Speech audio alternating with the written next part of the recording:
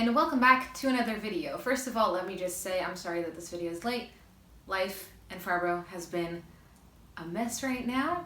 Anyway, so today's video is going to be all about our eyes and some research that I found in looking at the symptoms and at what happens with our eyes.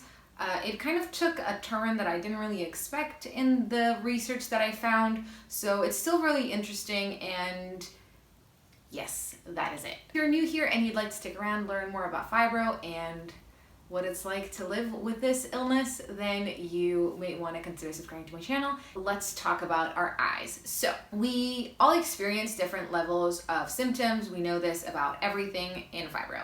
But with our eyes, it's also true. So we will experience different symptoms at different times, different intensities. You may experience one symptom very severely and another one not at all. You may experience all of them if you get that lucky golden ticket, or you may experience none of them. But it has been found that people with higher disease activity will have more problems with their eyesight. And that just makes, it's like logic, right? So what symptoms am I talking about? Anything that is related to your eyes. So normally it will be very dry eyes. You may have a feeling of scratchiness or like there's sand in your eye, particularly in the morning, but at any time of the day really, because we know that fibro doesn't obey any rules. You may also experience blurred or double vision. I find in my particular case that I will get this more in the morning as soon as I wake up, and in the evening or days when I'm more tired. You will also experience sensitivity to light, which will also be related not necessarily to your eyes, but also sensory overload, which we experience with other things, so smells, noises, things like that as well. But obviously it could be actually painful to your eyes to have light coming in. I also find that, for example, when I have migraines, not only is light painful, but also sound, like my ears actually hurt. So it could be also a physical pain of your eyeball, which I have today. It could also be floaters or flashes of light. So all of these could be symptoms of fibromyalgia affecting your eyesight or affecting your vision in some way. Now, the way that our eye works is, it first of all is controlled by six main muscles, which when you are looking sort of into like something in front of you, like for example your laptop, they are pushing your eye to go in that direction. If you are looking that way, it will, the muscles will guide your eye into whatever you want to look at. And very commonly nowadays when we are sitting at a desk and looking at screens and stuff, we have to do a lot of strain to look at that one point constantly, because our eye is not really made for that. It's mostly built to take in a lot of information and to look at a lot of places. So that is why a lot of times people who work in offices and who work in computers for a very long time will have a lot of eye strain, because they have to look at that one fixed point for a very long period of time into a bright light, and it can be damaging to your eyes. So it will already be a disadvantage, even more so when we have an illness that affects our muscles and affects our nerves, and our eyes are filled with both of those things. So it could literally just be that the muscular fatigue and pain that you get in the rest of your body, you're also getting in your eyes. But that is just like a very small tip of the iceberg, obviously, because you could be doing those things and not have eye strain and not have like worse vision. There are a few other contenders for why our eyes hurt and we have all of these weird eye symptoms. One of them is if you are, for example, on antidepressants or any kind of medication that will mess with your brain. I would assume that Lyrica, for example, which is a anti-seizure medication, but it's also used for anxiety, things like that, which decreases your brain's response and your brain's like sensitivity to pain. That could definitely contribute to your eyes being less like accurate and less like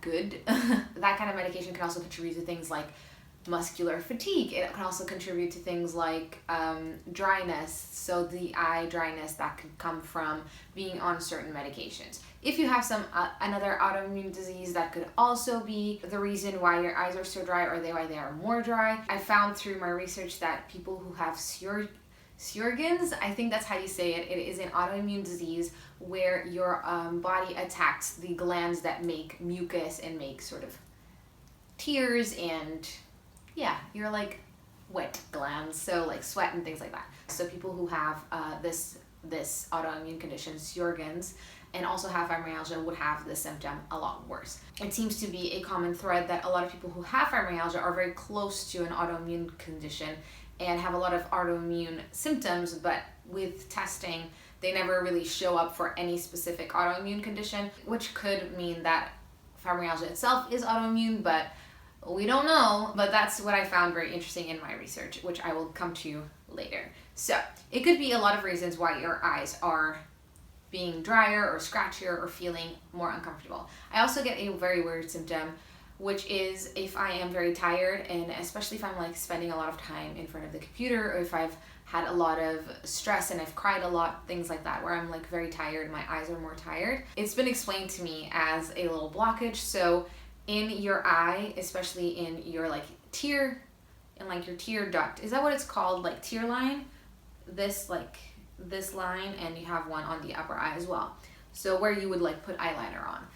So in that tear line, I'm not sure if that's the name, you have little glands and little vessels that produce tears and that bring tears from the glands to your eye and that like keep your eyes moist. If one of them bursts or has a blockage, then it will swell up and you will get a little like wart-like thing in your eye, which actually normally points inward, and you can feel it on your eye every time you open and close your eye. And I get that a lot. There's nothing really I can do to help it. It doesn't really do anything. It's just annoying and uncomfortable, I guess. I have never been explained as to why it happens so much to me. Nobody knows. But going back to how our medications could have an impact on our eyes though, another thing that could be damaging or could be making your eyes a little bit more painful or a little bit more symptomatic could be muscle relaxants. A lot of us are on those. I'm on something called Flexurial cyclobenzaprine, which is a muscle relaxant. It's supposed to help you have less muscle pain. But it means that your muscles will be more relaxed than they would normally be for a normal, healthy person. And that could mean that your eyes, because they're moved, controlled by 6 muscles, it could mean that those muscles are trying very hard for your body to relax your eyes. The relaxed position of the eye is facing forward like I am now.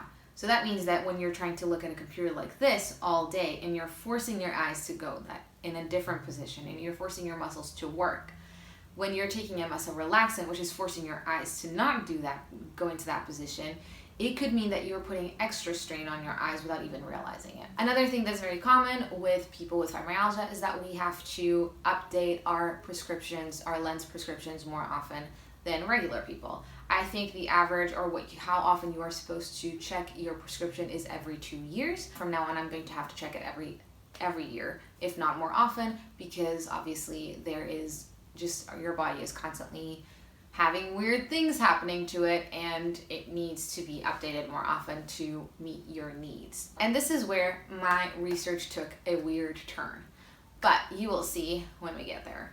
As we already know, as we are very familiar with, fibro is widely believed to be a condition of the central nervous system, which obviously includes the brain and the spinal column, but it also includes the eyes and the structures that help our brains see. The main the main structure in our eye is the optic nerve, which is similar to a cable with a lot of small fibers. And among them is a layer of small fibers that is called the retina nerve fiber layer. Sorry, I had to check my notes for that one. We will be referring to it in this video as RNFL because it's a very hard thing to say. These nerve fibers are of special interest to researchers because of recent research that's uncovered the dysfunction of the small nerve fibers in fibromyalgia, suggesting that in people with fibromyalgia, small fiber neuropathy or nerve damage may be responsible for some of the pain or some of the symptoms that we experience. In 2 studies done by Spanish researchers, they have also found evidence of neuropathy in the small fibers of the eye, which is why this took a weird turn. One of the studies found that people with fibromyalgia had a decreased blood flow to a lot of structures in the eye, but the only one with a significant difference was in certain RNFL structures. In another study, the same researchers found a significant decrease in RNFL in fibromyalgia, a thinning of multiple structures in the eye, a greater optic nerve thinning in those with higher disease activity, and a greater optic nerve thinning in subgroups without depression compared to those with depression, which to me is a weird finding. But alas, at least if you have depression and fibromyalgia, your optic nerve damage will be less intense, I guess. I don't know. Silver linings, you tell me. Fibromyalgia has largely been considered non-neurodegenerative, which means that there is no biological structures being damaged or destroyed by the condition, compared to other conditions that we know of that do destroy these structures, like multiple sclerosis or Alzheimer's. However, these studies suggest that it may actually involve some neurodegeneration in structures inside the central nervous system, which, combined with earlier research on small nerve fiber damage in the skin, it could mean that the degeneration is not confined to our central nervous system. But it is really important that we remember that these are just theories. This is just like a suggestion that has been made, and that these studies have yet to be replicated. They haven't been found to be true. Until they are replicated in a safe and completely proven environment, and they are, successfully replicated with the same results, and they have to be replicated a few times with the same results to be proven to be right.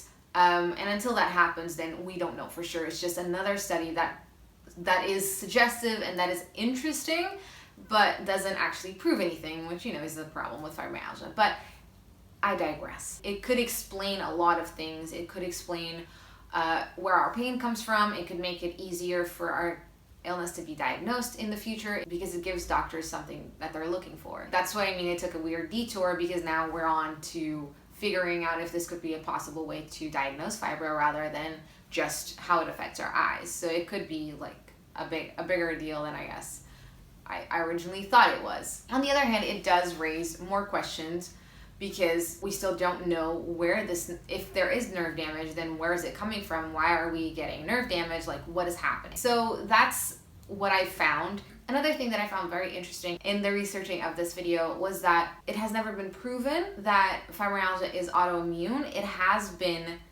debated extensively, and people seem to be really convinced that it has to be. And a lot of doctors really want to look for an autoimmune connection, and that it has to be. It hasn't been proven to be. No research has been found to support that. Then we have to believe that that is not the truth right now. This research kind of opened my eyes to that. It could be an autoimmune condition that attacks the nervous system, where our immune system is attacking our nerves, thinking that they are the enemy. So that could be a reason why we have nerve pain, nerve damage, nerve everything, and it could explain all of our symptoms, because a lot of them are very similar and very in line with autoimmune conditions, and it could sort of bring everything together. So that could be a potential, answer, I guess. But the thing is that studies like this that bring out new theories and bring out new suggestions can give doctors new places to look for autoimmune connections. So it could still be proven to be an autoimmune disease, and then I will have to eat my words from every single previous video I've ever made where I've said it's not an autoimmune condition.